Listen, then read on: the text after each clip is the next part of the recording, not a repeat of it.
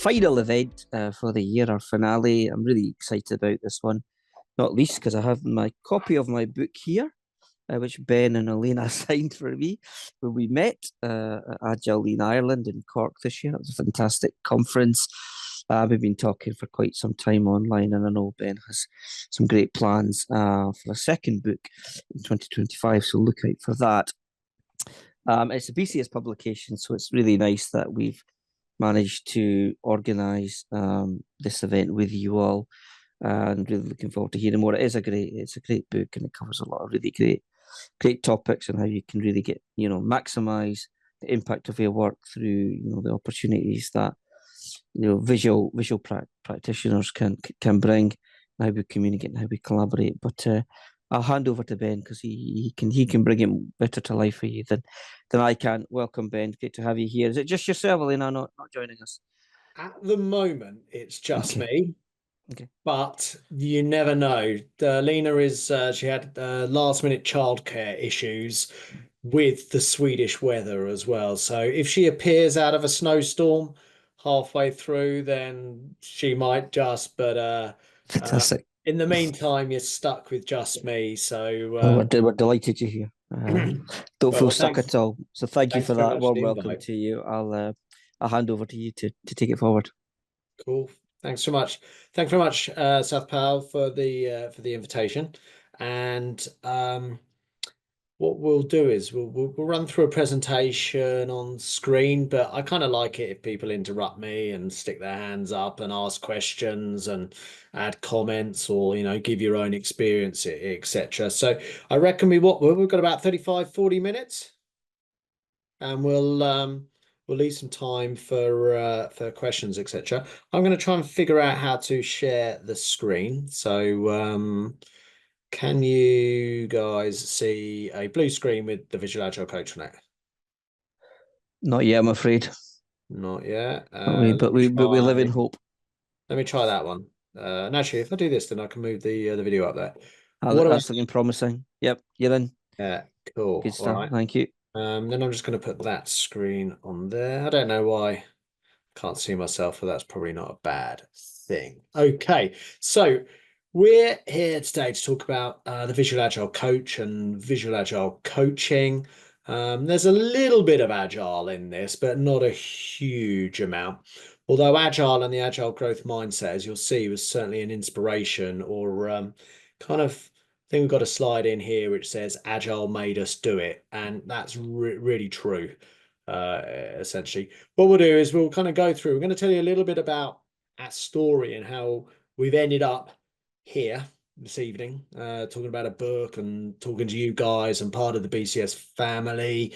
Then we'll perhaps have a look through kind of what we call the power of visuals, and I know that South Powell's is a talented artist as well, and one to use visuals, and I can see on his wall behind him. So he was a perfect guy to have review the book, and then we're going to lift the lid on it, show you some of the tools and the templates that we have in there, and then pretty much open questions about anything you want. So what we normally do when we run these workshops in person or on our own is we use an image to introduce ourselves, and we normally introduce each other. So it's a little bit awkward for me kind of introducing myself for a change. But as you can see, I'm from, well, I'm going to say from London. I've spent a lot of time living in London, and that's where I'm calling in from today.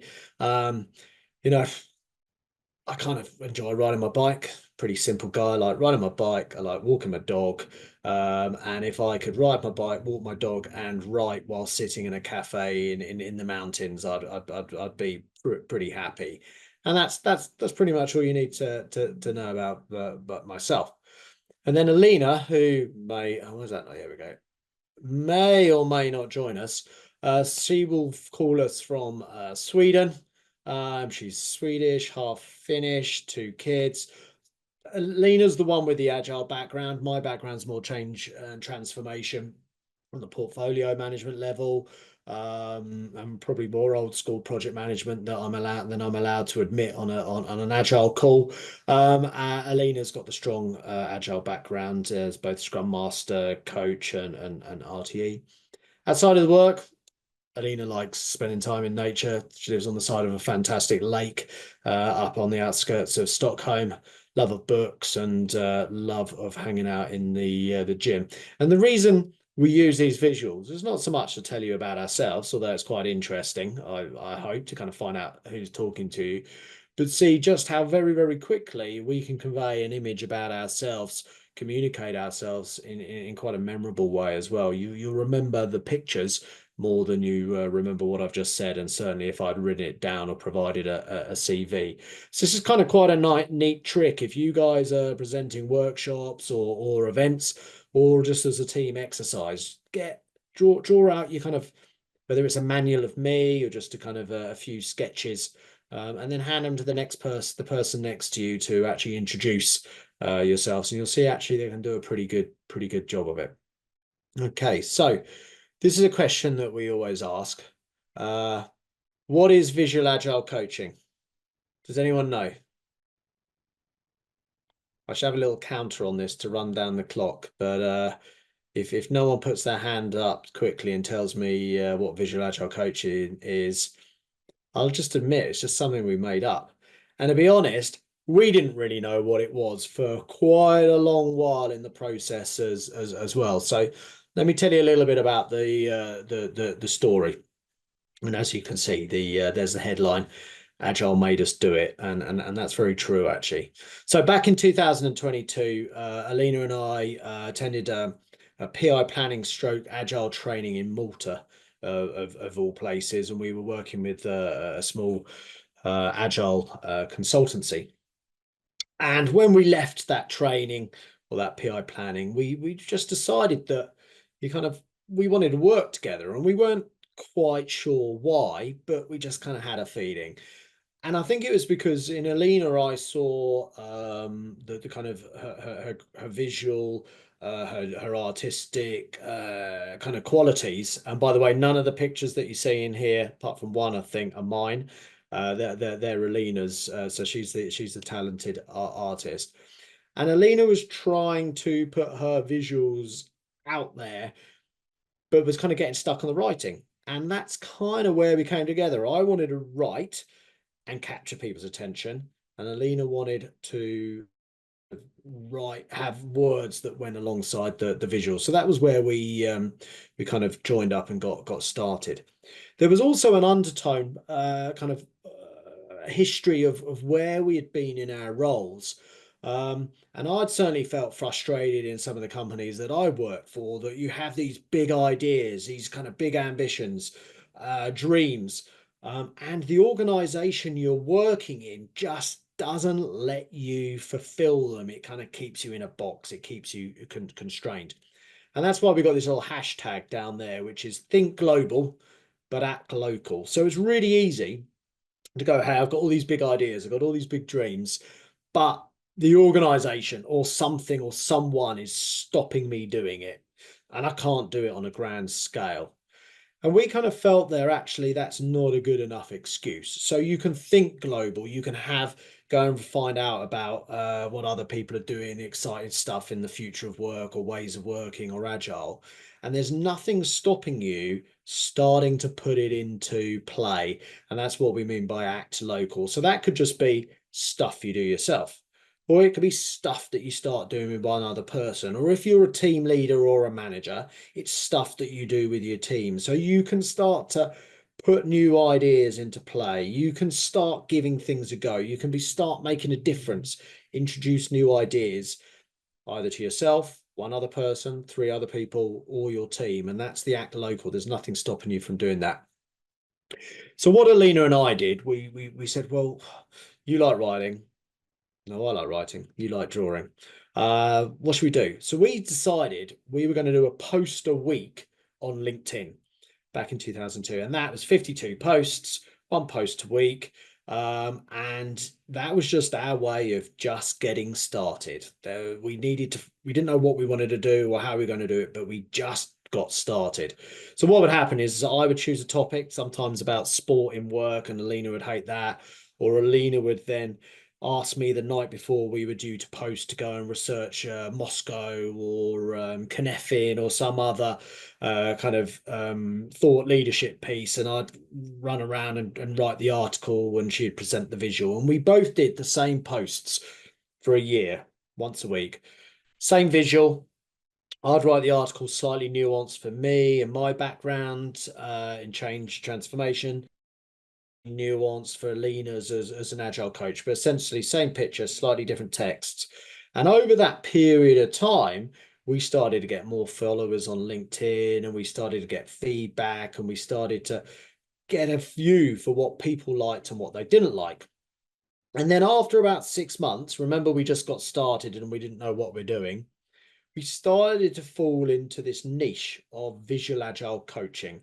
And that was bringing Alina's visuals into the world of agile and using the visuals to enhance our communication, our collaboration, and joining the two together. And that, to answer the question, what is visual agile coaching, is where it came from, joining together visuals, putting them into the agile domain. There's another highlight there. We've written the word POP. That stands for power of partnership.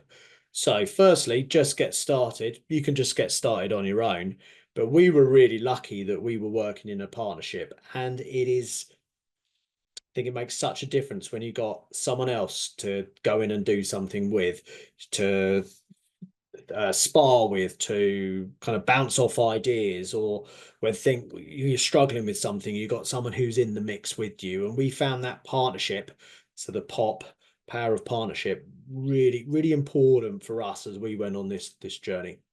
So visual agile coaching, we're now niching down. We're doing posts that are a lot more specific on agile, and they're very much using the visuals to capture the eyes, the engagement, and communicate and simplify the message. And we started getting invited to conferences, and we started getting invited to VCs and webinars like this one. And we'd start talking to people about visual agile coaching, and testing our ideas and putting it in front of people. And that ultimately led to getting a book deal with BCS. And we can't quite believe that was what was happening, or that's quite the way the journey went. But that's what happened, all from just getting started, finding a sparring partner, and working together. Now, as we went along that journey, another thing that we discovered was, again, this hashtag I put in here: discover, develop, do. And this for me is probably the most important thing of the journey. I've never really been one for academic study. I've never really been one for kind of getting qualifications, or basically working hard and learning stuff. But through this process of one post a week and working with someone else, I found that I actually quite liked discovering what Cynefin was, or looking at different aspects of Agile, or different models. So in the book, we have Maslow's hierarchy of needs, Tuckman's team life cycles, Kubler-Ross curve. That's always a bit of a controversial one. So I was discovering them. And then rather than just go, hey, I've discovered them, we started to do stuff with them. And in that case, it was writing a post, and Valina would do the visual. But that developed, as you'll see, from discovering and then developing into a tools and templates, or explanations, or different contexts that we applied the models to. So we developed them. And then, of course, the do is actually using them and doing something with them. And for me, as a personal journey, that was the most important thing I went on. I kind of discovered about myself that it was actually quite like learning about stuff, but I really liked then applying it and putting my own nuance, or putting it into a context, and then getting out there and sharing it with people. So you'll see a little bit of that as we go through the presentation. But discover, develop, do. You take one thing away from it, actually, as well as just get started. That's two pretty good messages. Right, so we wrote the book. Another thing we discovered: if you're going to write a book about Agile, work Agile or write Agile too. So I was one for saying, right, there's going to be nine chapters. Each chapter is going to have 5 tools and templates in it. Right, so that's 45 tools and templates that I've now got to kind of get out of my brain and create. So I'd started by planning ahead. That old school project manager, I'd boxed myself into a path that was impossible. Whereas Alina would just go, no, we're not doing it like that. And she would leave things to the very last minute, and she would only do the work when it was absolutely critical, and she'd challenge and challenge and challenge. And the book that we ended up with was quite different to the one that I started out with in my mind, all planned out to the nth degree. So if you're going to write about Agile, actually, if you're going to write about anything, give yourself a roadmap and give yourself room for maneuver and pivoting and taking different directions and being open to new ideas and thoughts, etc. And in fact, when we were in the final throes of getting review comments in and then turning them around chapter by chapter, getting them into the editing, etc., by chopping up the work into small chunks rather than one fait complete dumped on the editor's desk, but drip feeding it through. I think we kind of helped BCS Publishing see that, you know, if you're going to write about Agile or make a book, it's a good idea to work Agile as well. So that was a key learning. So as we go through, we've gone through our editing, we've gone through our production of the book, we've learned how to write a book using Agile kind of approach and mindset. And we come into the end of 2024 and the book's out, launched in August. It's going okay. We're working on book 2, which I'll talk to you guys about at the end. And do you know what? We didn't know any of this journey was going to happen. So who knows what's going to happen next. I just want to add another hashtag in there that, you know, we talked about think global. There's no limit to your ideas, your dreams, your thoughts, things you want to try.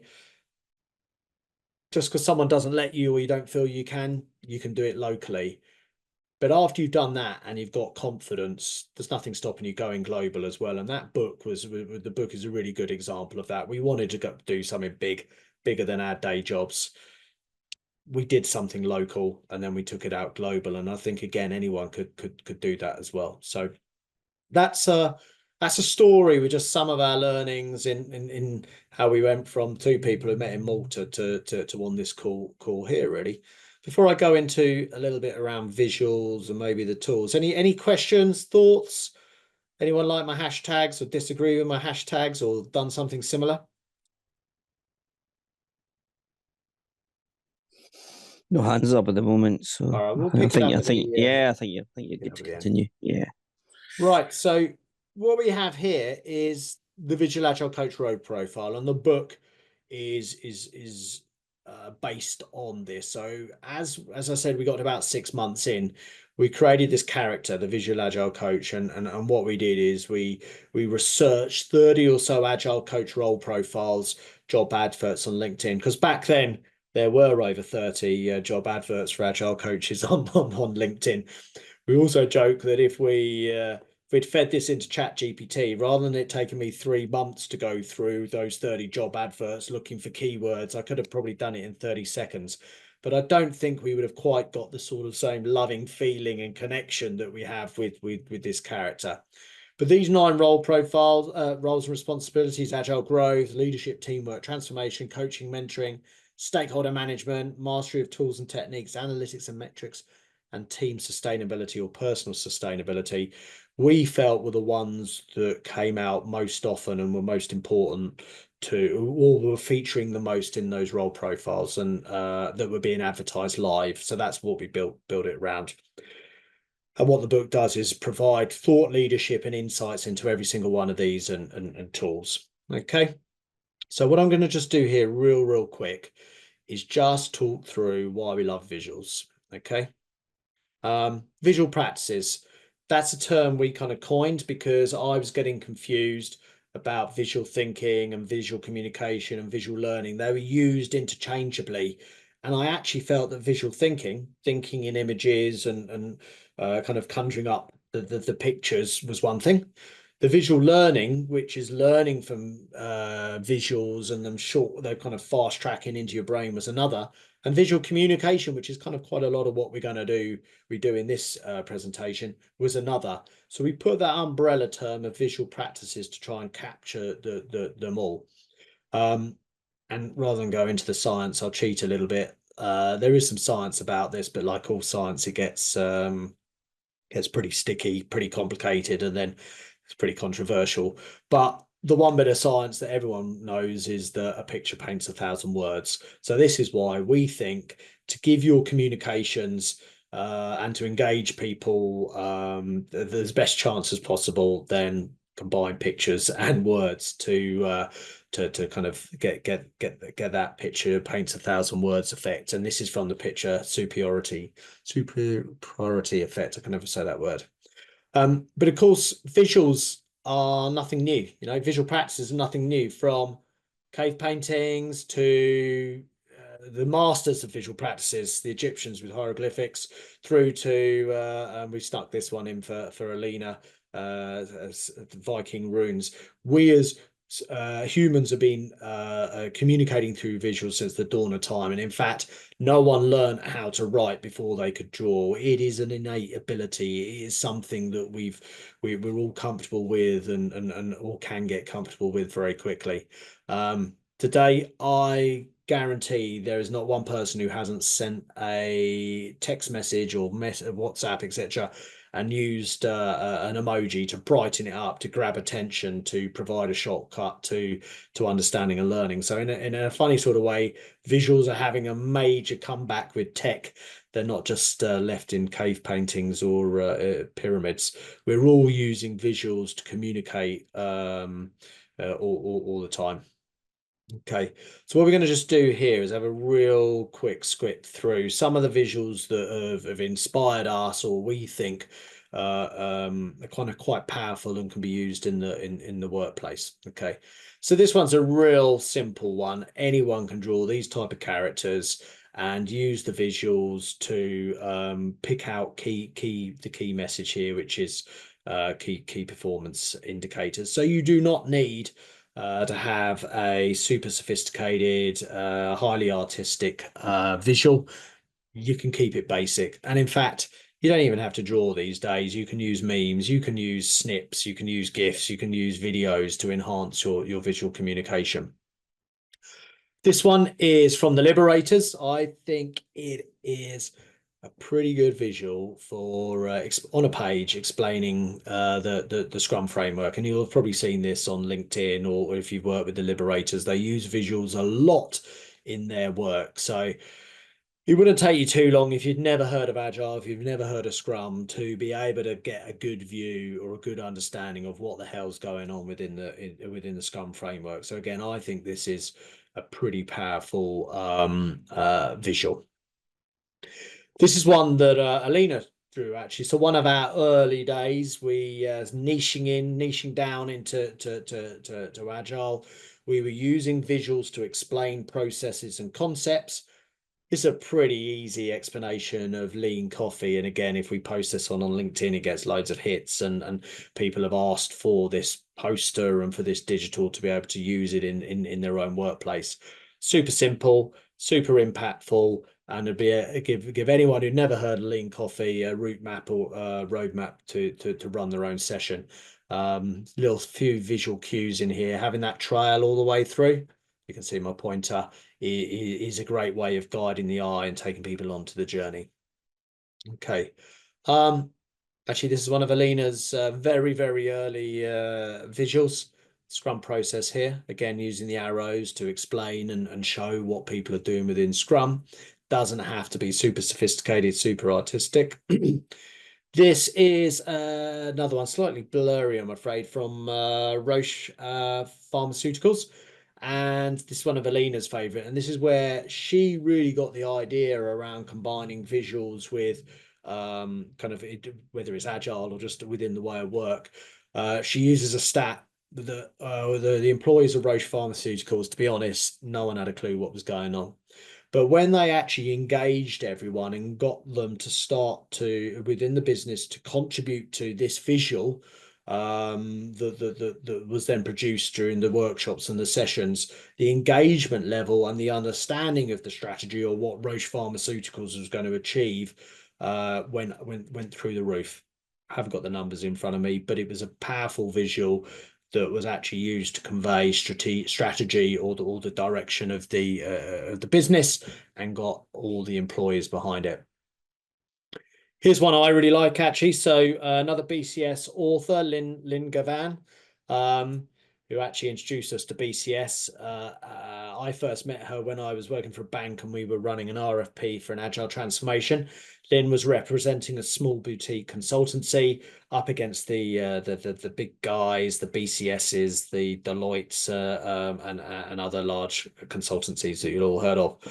This image stood out from all the other materials that we received for the agile transformation, because every single firm presented me with a waterfall plan to deliver an agile transformation. Like, go figure. It's just like one of the ironies that the consultancies used a waterfall plan for an agile transformation, whereas this image showed the different groups that are involved in the transformation. It followed ADKAR, and it showed visually the type of activities that they would be engaged in, and it had this concept of all working together to climb the agile transformation mountain. And actually, we didn't end up delivering the agile transformation, but this image took Lynn's consultancy up against the big guys all the way through to the final round and gave them a very good chance of winning through, because it conveyed the approach in quite a unique and powerful way and really differentiated what they were doing to the other participants. And also, I love a mountain metaphor, so there's probably an unfair advantage. Here's one of Alina's. Lena uses this to convey the house of lean. She used this when she was studying. So rather than study with notes, so you remember visual learning, Alina would draw visuals for revision notes and for revision guides to help her understand and kind of hardwire the learning or the topic into her brain. And then the last one is a really powerful visual. It's probably well, it's probably one of the most complex topics known to man. You'll be familiar with it, conveyed with a visual. So if you can convey Safe 6.0 as a with a visual, then and demystify it for us, then then visuals are pretty powerful. All right. So those are some pretty powerful visuals that we've seen or used and had impact over our time. But it doesn't have to be complicated. We use visuals for just mapping out a process. You know, pretty sure everyone can make a cup of tea after seeing this. We use visuals in our workshops to in these cases we get people to map out taking money out of a money machine. That's Alina's Swedish for ATM or cash machine. Mowing the lawn, making a toast, driving to work. But visuals, not only are those images that we showed, but they're a really good way of conveying processes. We've run the workshops and we've had people mapping out how to make wine. And what we notice is when we get around the table, we give them the stickies and say, map out a process, whatever the process is, and then hold it up and explain it to people. The energy in the room and how quickly they converge on their solution is pretty rapid, quite astonishing, and it's a really good team event as well. You don't have to be doing a complicated or kind of serious subject. You can be making a cup of coffee, driving to work, to get people comfortable with using visuals, to get them comfortable mapping out a process, get them comfortable working together and starting to figure out and solve a problem. And I would much prefer to do this than writing target operating models and other functional documents, business requirements documents, etc., which I have to do in my day job. I reckon this would get us the same result a lot quicker and a lot more fun. Let's give that a go. I'm not going to show you this, but I might put the link in the chat. It's a really good video that shows how kind of visuals get help with understanding rather than write the words. That target operating model, that BRD, it's a list, it's an instruction on how to do things, and when you follow it literally, then you can end up in a mess. But I won't show that now, but I'll put the link in. It's worth watching. So what we're going to do now is I'm just looking at the time. We've got about 10 15 minutes. Yeah. Yeah, it's good. Yeah, it's fine. What I'm Absolutely. just going to do now is show you one of the tools that we've got in the playbook. Okay, and you can scribble this out yourself. So what we do is we call this one the personal growth rocket, and this is pretty much a model I followed or I experienced in my visual agile coaching journey. And what we do with this, so start, get a bit of pen and paper. You can sketch it out, or you can have another go later. What we want to do is think about the future you. So in my case study or my scenario, I wanted to be an author. I wanted to write a book. That's what I really wanted to do. And that was my future me, my North Star, my guiding light, whatever you want to call it. I wanted to write a book. And there we go. And how was I going to do that? So working backwards, I looked at my strengths, we call them superpowers here. And what do I mean by superpowers? They can be skills, they can be your experience, they can be your passion, your project, your hobbies, your why, your purpose.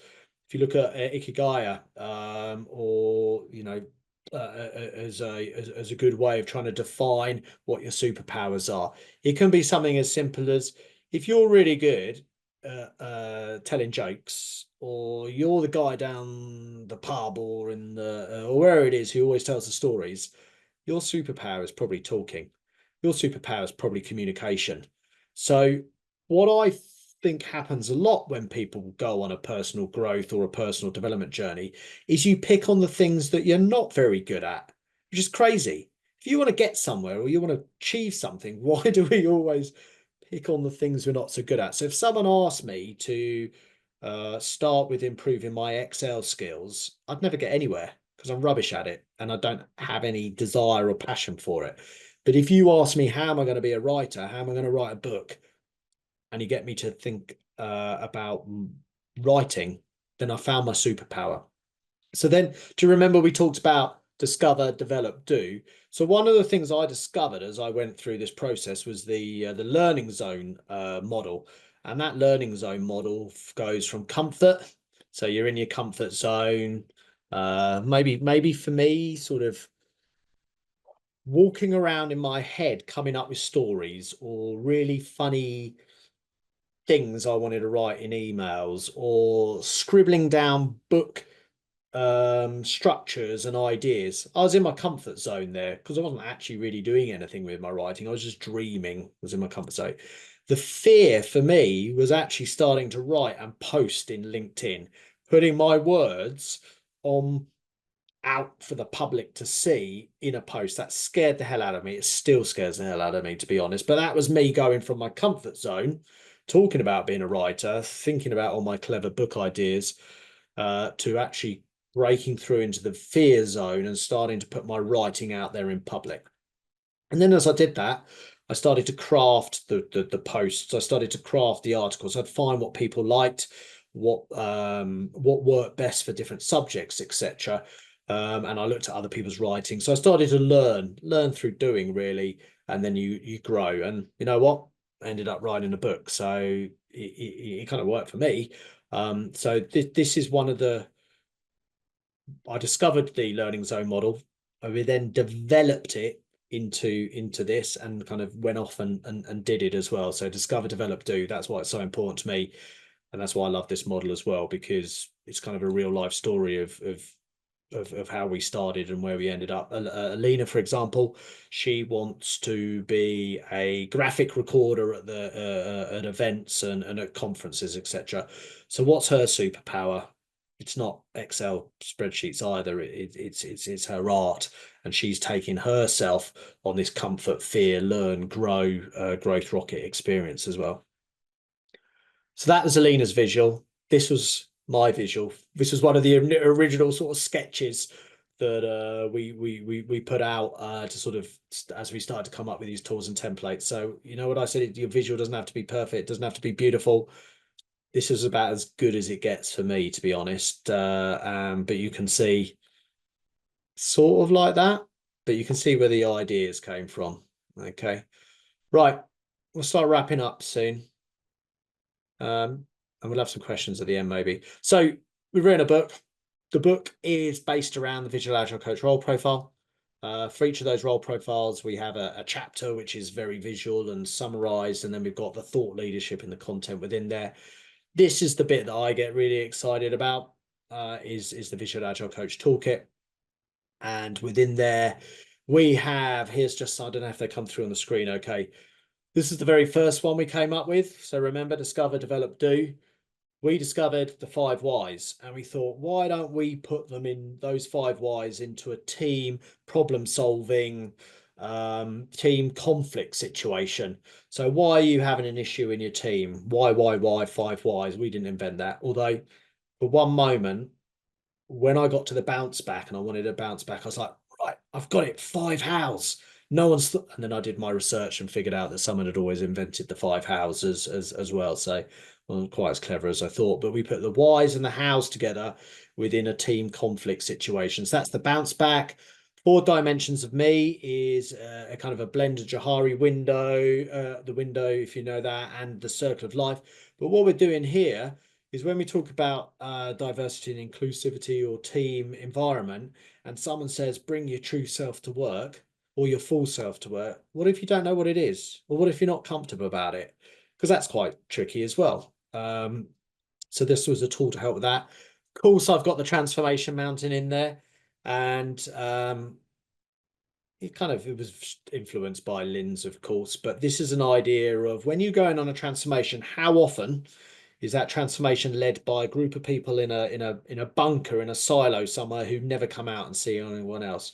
Or how often in that transformation does one team race off ahead, far ahead of the business, and doesn't really care about the mess they've left behind? Transformation Mountain is about base camps and camps along the way and iterations coming back down and helping and showing. Goal grid, get everyone to the same start line to start. This line here is all stakeholder management, from the radar to the decoder to the mirror to the using personas. I won't go into them now.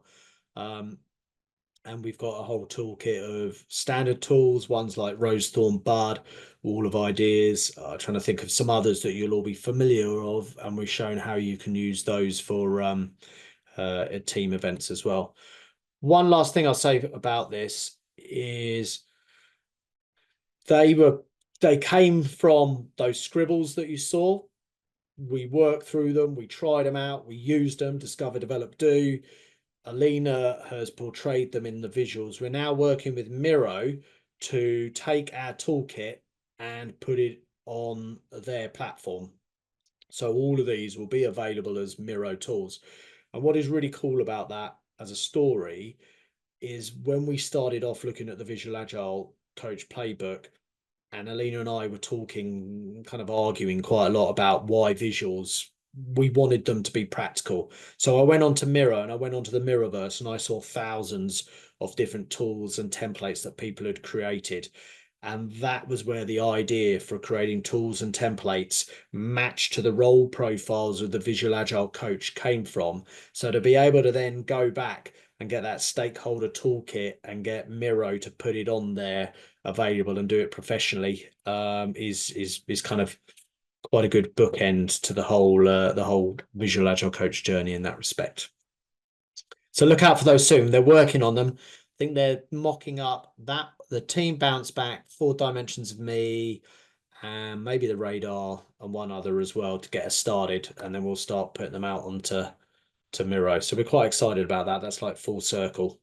And then those tools are practical, they can be used, and they can be used for workshops, and they can be used for anyone. All right, what else? Q&A. Let's come back to that one. This has been our inspiration, visual thinking. There's visual doing as well. If you're interested in visuals, that book will just get you started and give you a lot of confidence with visuals. If you like workshops, now I purposefully did not read this book, Game Storming, until afterwards, because otherwise I might have just copied it all out. But again, that's got concepts in there for workshops and the way you can use visuals to engage with people. And one other thing I think is really important is, in this hybrid way of working, it is so easy for us now all just to come on, turn our screens off, sit on Instagram, do our shopping, and not get engaged. Whereas using these tools and templates that are interactive workshops, you've got to get involved. You can't have your screen. You've got to engage and move your icons around the screen if you've used Miro, and that is how we're going to get us as humans back to interact with each other in workshops, in meetings, in team events, etc. And that works in real life, and it can also work, I believe, in the hybrid environment as well. So that's another reason why we did this. So higher purpose. There's the book. It's on BCS. Do you guys all get a discount through BCS? If you do, you can go and find it. And that's thank you and questions. I'm gonna have a glass of water. That was Thanks, lots of Ben. Normally No, I it's share great. it with Alina. Yeah, it's fantastic. Thank you. No, really inspiring. And again, yeah, can't agree more about the power of visualization to support communicating ideas. Again, I'm passionate about that myself. I was just looking at your references. I think I've got most of them sitting on the shelf behind me. Yeah. So that was nice. I like that. You happy to stop the share? Because then we can see everybody Oh and yeah, have a little yeah. Let chat. me. Yeah. I think we've maybe got about 10 minutes or so. I'll probably bring it to a close a little bit earlier, but happy to take questions. Yeah. There we Just go. so we'll make it a little bit more interactive. Right, I'll just change. Any questions for Ben? Feel free to unmute. It's a small group, so no need to stand on any ceremony. Happy to take any questions. I didn't see any in the chat. I've just put my LinkedIn in there so you guys connect, and I've also the link to the video, which is maybe it's Dad's humor, but I find it hilarious. Dad jokes, are Dad, well, it's a dad winding up his kids. It works really well, to be honest. they? Oh, I We can can all be relate. I can inspired by relate. that. I was going to say I can relate to that. Yeah. Any questions for our guest speaker? Oh, okay. So Oh, there what we go. software tools do you use for visuals? So Lena uses Procreate on her iPad. She also likes a tool called Concepts as well, but she really likes the Procreate app. I think it's pretty much free, or it costs €10 or something. Reach out to her if you want any tips, etc., on the digital drawing. But yeah, it's all done through her on her iPad. She can be pretty prolific. It's a bit like writer's Yeah. block, actually. She'd say, there'll be times when you can't get a visual out of her at all. Kind of as we're approaching deadline on the books, and then all of a sudden, like there'll just be this deluge of them. So I think it works in the same way. We had a chat about it when we were chatting in Cork, actually. So I use something called Paper for some of the ones that I do, and again, it's very easy to use. It's on. You can get it on the iPad. It's simple. It's free, so that might be another option as well. But it's better when you've got one of these. So that costs a little bit extra. Apple charge you a little bit for one of these, but it's well worth making the investment if you want to get into that or use these sorts of tools just to create some visuals to support conveying the ideas, etc. So no, all good. I think there's quite a lot of tools out there, isn't there? Really, I guess it depends what you want and what your budget might extend to. So Yeah. I start with the pen and paper option, as you could see. I think there's That's what you this called out. They're all pen and paper. Yeah, It's there's pen. this Yeah. myth which that NASA spent millions developing a pen that the astronauts could use in space, whereas the cosmonauts were given a pencil and paper. So there you go. Don't know if that's true or not, but it's a good story. Yeah. Nice one. Great. Okay. Hope that helped. Yeah, Any other just a quick questions? one, Ben. Can Okay. I see that growth rocket illustration again? That slide you had. Yeah, I was going to take a screenshot, but you switched too quickly. Oh yeah, sure. Share that one. There you go. You got it? Or did you want my pencil version? How are you sharing it? I thought you share it on the screen. I'll just take a screenshot. Yeah, we're there. Okay, so I haven't got it going. There it is. Yeah. That's the one. Perfect. Yeah, appreciate that. You wanted Alina's version, not mine. Is that what you're saying? That's right. You're Yeah. saying that. Oh, okay, I get you. Yeah. Okay. There we go. We'll stick with the professional one. Cool. Yeah, that's awesome. Thanks. And also, would you be able to share your slides with the attendees here? Yeah, sure. What's the best way to do? Just You can send them to us. send them. Yeah, yeah. you can send them to me, Ben. Yeah, that's fine. Will do. I will do, of course.